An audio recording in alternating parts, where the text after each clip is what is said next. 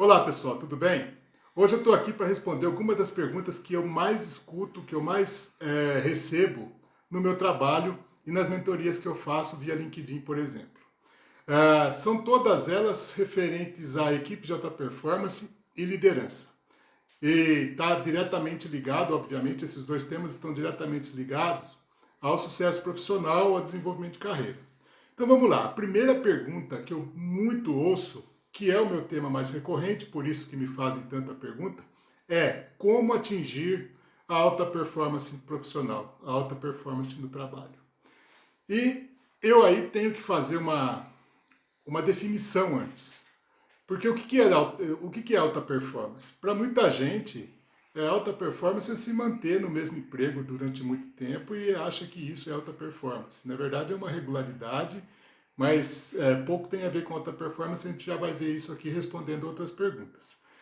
Alta performance, na minha definição, na definição que nós usamos na ForWinners, é a capacidade que uma equipe tem, de uma empresa, de uma área, tem de entregar mais que 100% da meta, ou seja, ela sempre entrega mais do que é determinado formalmente, ela cria excedentes, de forma consistente, sem grandes oscilações, ou seja, uma empresa extremamente confiável, você sabe que a entrega vem, num ambiente de satisfação pessoal e desenvolvimento profissional.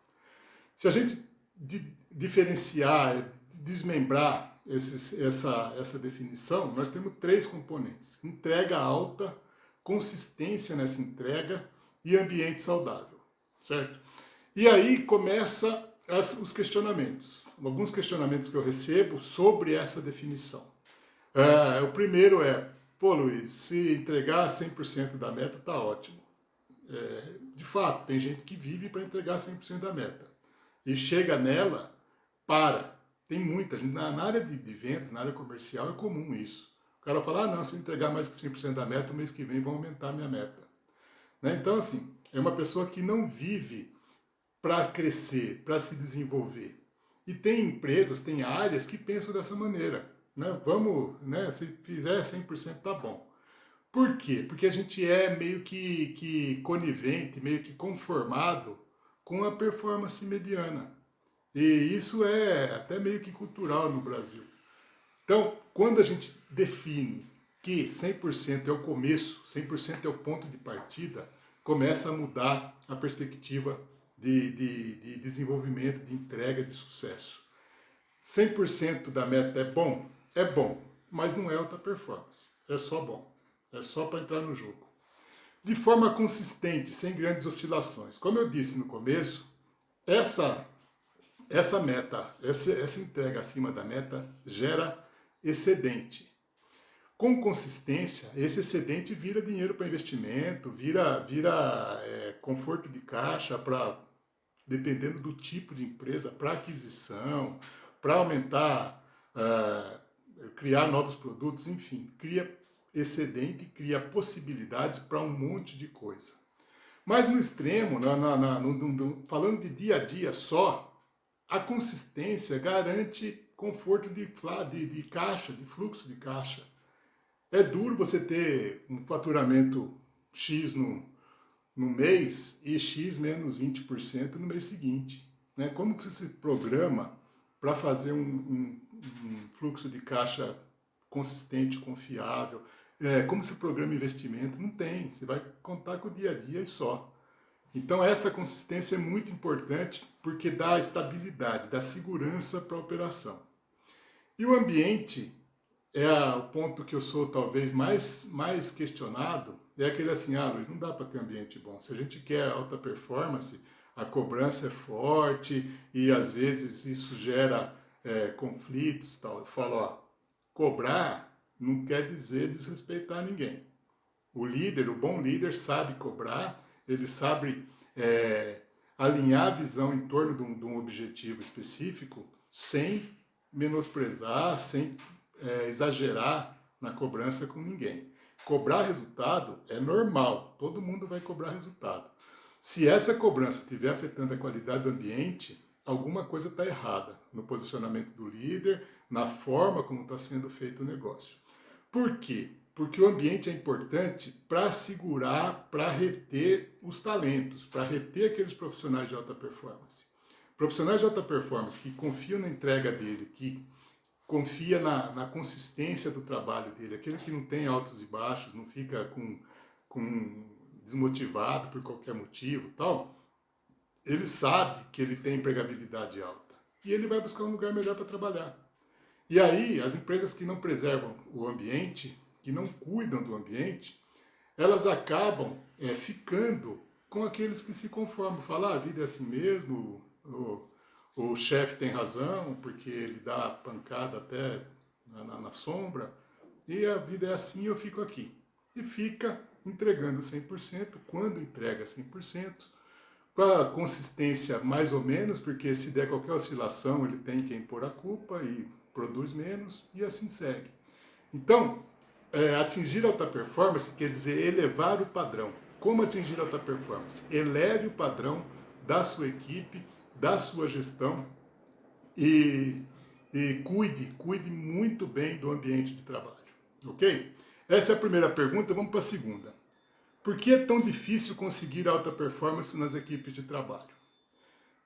Eu dei parte dessa resposta na primeira pergunta, na primeira parte dessa minha fala.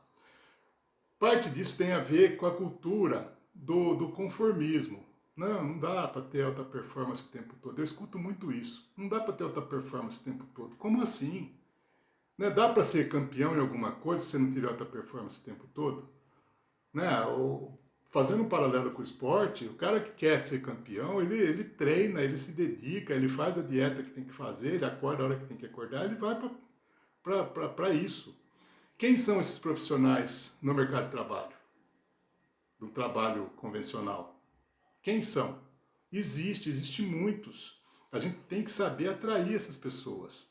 Primeiro a gente tem que pensar dessa forma. Não adianta eu querer no meu time os caras de alta performance e eu ser um morno.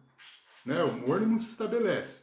Então, é difícil conseguir alta performance porque a gente começa por contratar errado. Eu tenho dito ultimamente, uma constatação que eu faço no meu trabalho, que os candidatos a emprego se preparam mais para a entrevista do que os gestores. E essa conclusão para mim é triste. Por quê? Eu ouço muito assim, o profissional não está desempenhando bem, o líder dele, o gestor dele fala para mim assim, pô Luiz, ele foi tão bem na entrevista e agora não está performando. E eu falo, você foi enganado na entrevista? Não pode. Ah, mas acontece. Acontece porque a pessoa está tão segura do cargo, da função tal, que faz 3, 4 perguntas lá e segue um esqueminha pré-determinado, às vezes há muitos anos atrás, e põe para dentro o cara que foi se preparar, que estudou na internet, que pediu dica no LinkedIn, que, enfim, fez tudo que ele podia fazer para ir bem na entrevista. Não quer dizer que ele vai bem depois no trabalho. E o gestor que vai contratar não se prepara para a entrevista. Ele chega na hora, puta, agora tem que fazer aquela entrevista com a pessoa lá tal, e vai lá, faz qualquer coisa, depois traz para dentro uma pessoa que não tem o perfil que ele gostaria que tivesse, que não tem a capacidade de entrega que ele precisa, que não vai ser o profissional de alta performance para compor a equipe dele, certo? E aí começam os problemas. Uma vez pôs para dentro a pessoa que você selecionou errado, e eu estou indo no extremo, tá, pessoal? Uma vez posto para dentro a pessoa que eventualmente foi selecionado mal selecionado, o que fazer? Preparar, capacitar, alinhar, adequar, tem um monte de coisa para fazer. No extremo é troca, não vai, já que tá, que fique, vai ficando e entra mais um, não vai ter alta performance nunca. Tem que subir a régua do perfil que você quer, tem que subir a régua na sua capacidade de recrutamento e seleção, tem que subir a régua no acompanhamento, na gestão do desempenho, que é um processo que eu tenho vídeo no canal aqui falando sobre isso, mas tem que subir a régua em tudo. Né? Se subir a régua só na expectativa, a entrega não acontece. Expectativa alta, a régua não acontece. Então, a maior dificuldade de conseguir equipe de alta performance é a falta de conhecimento do tema, é a falta de capacidade de gerenciar a equipe de alta performance. Equipe de alta performance demanda liderança de alta performance. E as coisas são complementares, as coisas são convergentes. Uma equipe de alta performance reforça o líder, e o líder de alta performance motiva a equipe, e isso é um círculo virtuoso, é uma espiral de crescimento infinita, certo? Então, pense nisso, é preciso, sim, equipe de alta performance, é preciso melhorar o seu nível de liderança para montar a equipe de alta performance e alavancar a sua carreira.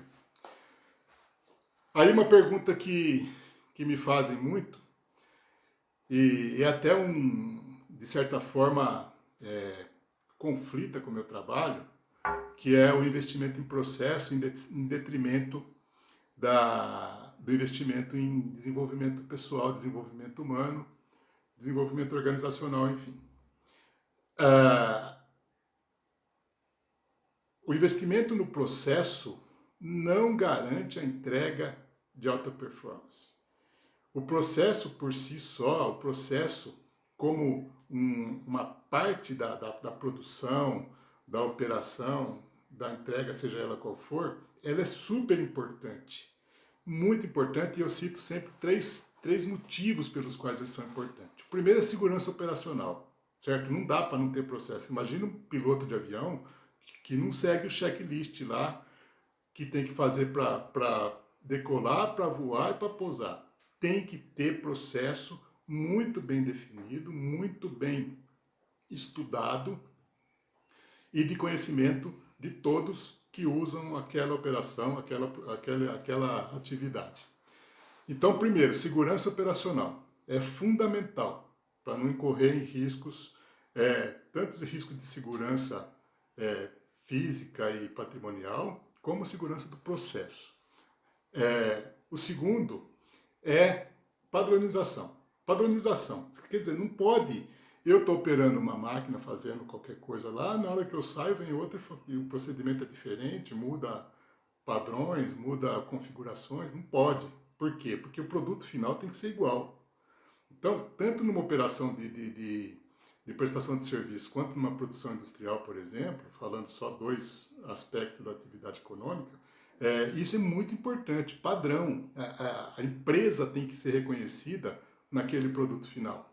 Quando a pessoa vê o produto final, tem que saber, essa empresa tal. Não é isso aqui é o jeito do fulano fazer esse serviço.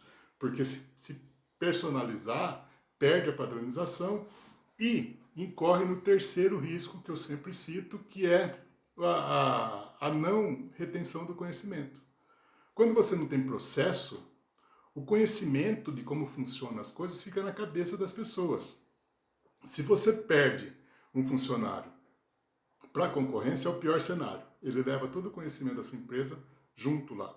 E pior, né? Ele vai levar de qualquer maneira se você perder. Mas se você tiver processo, você continua tendo. O problema é quando não tem processos definidos, o funcionário sai e leva o conhecimento embora. Aí ele leva para outra empresa e você fica sem. Então, primeiro ponto. Segundo ponto, a boa saída de qualquer funcionário, o bom motivo pelo qual funcionários saem, se aposentam, são promovidos para outra área, para outra região, para outra unidade, enfim, qualquer coisa desse tipo. Eles vão com o conhecimento embora, mesmo sendo por um bom motivo a saída. Tem gente que fica retardando a aposentadoria de funcionário dentro da legalidade, porque o cara não pode sair, só eles que sabem fazer isso. Pelo amor de Deus, líder de equipe, gestor de equipe, na hora que você perceber que só tem uma pessoa que sabe fazer aquilo, é a hora de criar processo, de encostar mais gente ali para multiplicar aquele conhecimento, para dividir aquele conhecimento que está na cabeça de uma pessoa só. E não é só dividir e deixar na cabeça de outro. É criar procedimentos, escrever procedimentos para que esse conhecimento seja compartilhado e seja retido na empresa. Conhecimento criado na empresa é valor da própria empresa, certo?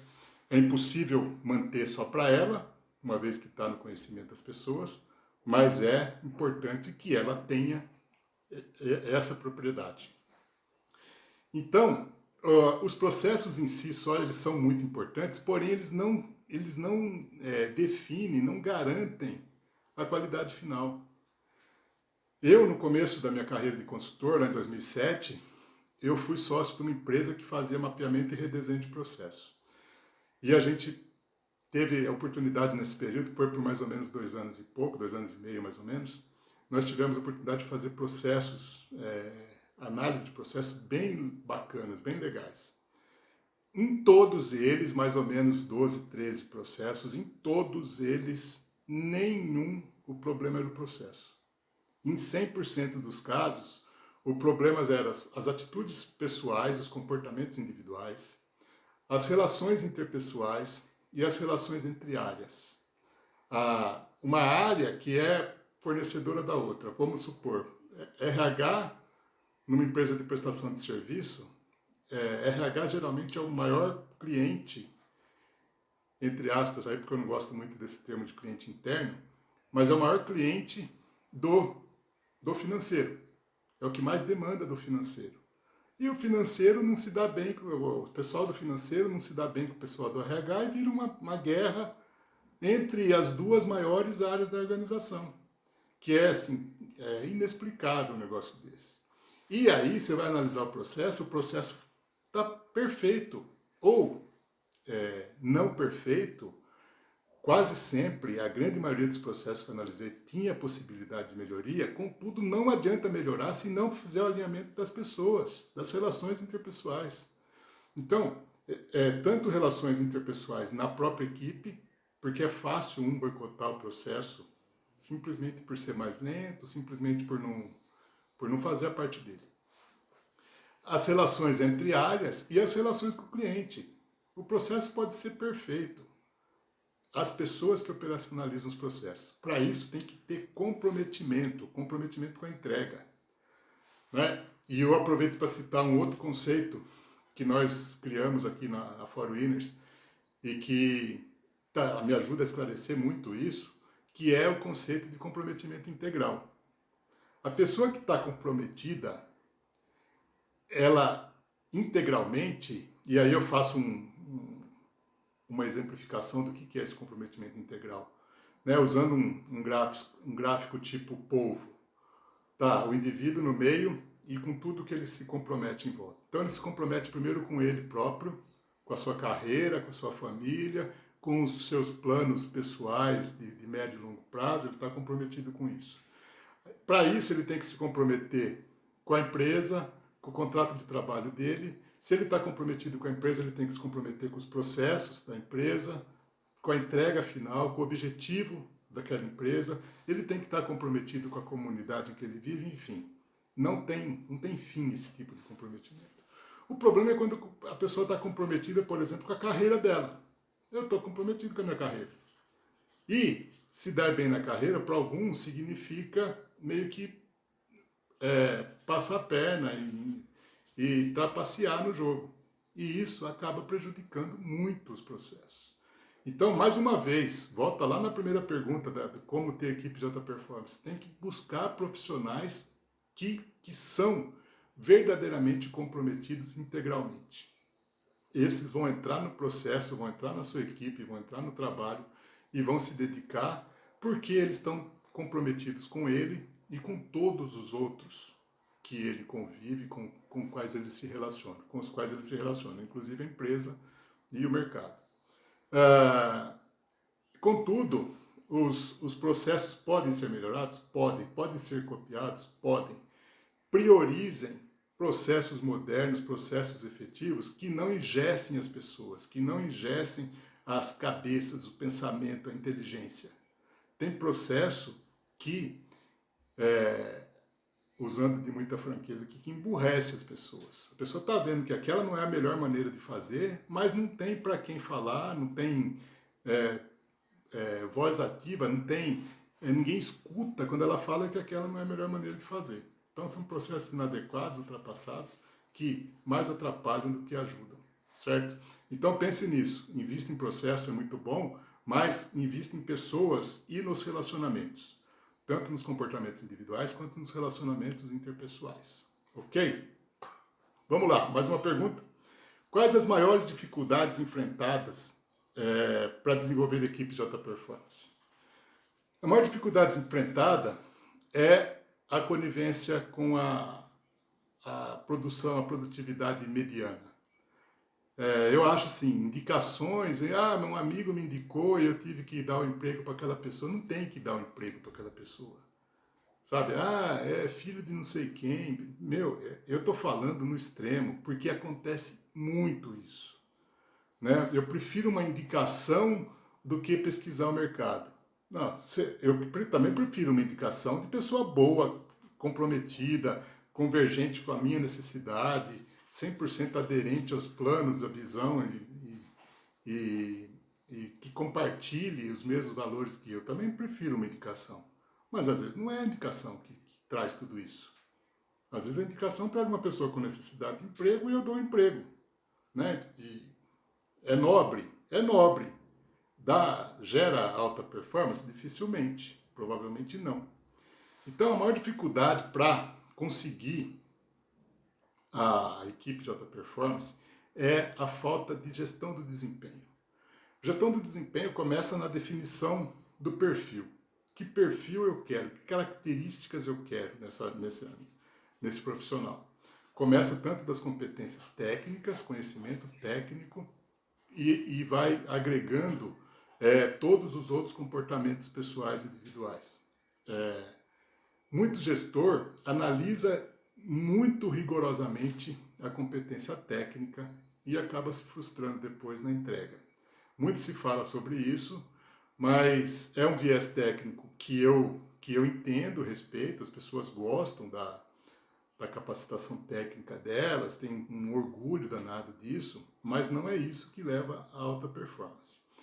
E depois disso, depois da definição do perfil, vem a técnica de recrutamento e seleção, vem a capacitação, vem feedbacks constantes, tem uma série de eventos na gestão do desempenho que são infinitos, que não tem fim. Chegou lá, o cara está no desempenho tal, acabou. Não, tem reforço e elevação de padrão, né? As pessoas vão sendo promovidas, vão sendo capacitadas para outras coisas, às vezes não promovidas, mas movimentação lateral dentro da mesma empresa, tem que aprender outras coisas. Mas a alta performance tem que ser um pensamento, tem que ser uma realidade da empresa. E eu faço parênteses aqui para dizer o seguinte, quando eu falo de alta performance, é zero de romantismo, é zero de gostosinho, é resultado que eu estou falando. As equipes de alta performance geram resultados maiores, mais expressivos e mais consistentes. E são boas para toda a cadeia. Uma equipe de alta performance que se consolida como equipe de alta performance aumenta o resultado de alta performance, aumenta a empregabilidade de todos os seus componentes, aumenta muito a capacidade de se promover na própria empresa ou aumenta a visibilidade para o mercado da própria empresa, dos componentes. O líder acaba sendo a pessoa que é destaque porque é aquele cara, aquela pessoa que gerou aquele resultado tal, que era o líder naquela equipe. Por exemplo, vamos fazer mais uma vez um paralelo com o esporte, quando fala do vôlei brasileiro, fala de Bernardinho, não é para falar do vôlei feminino. Bernardinho, é o Bernardinho que fez. Tem todas aquelas meninas lá que eram todas profissionais de alta performance, que não se importava de treinar muito, sofria na derrota. O profissional de alta performance, ele sofre com um mau resultado. E não é sofrer de se fazer de vítima, não. É ficar pé da vida mesmo. Não dá para falar, não, normal, faz parte. Faz parte é frase de profissional mediano. Mediano para baixo. Porque você dá o seu melhor, você faz tudo que faz, o resultado não vem.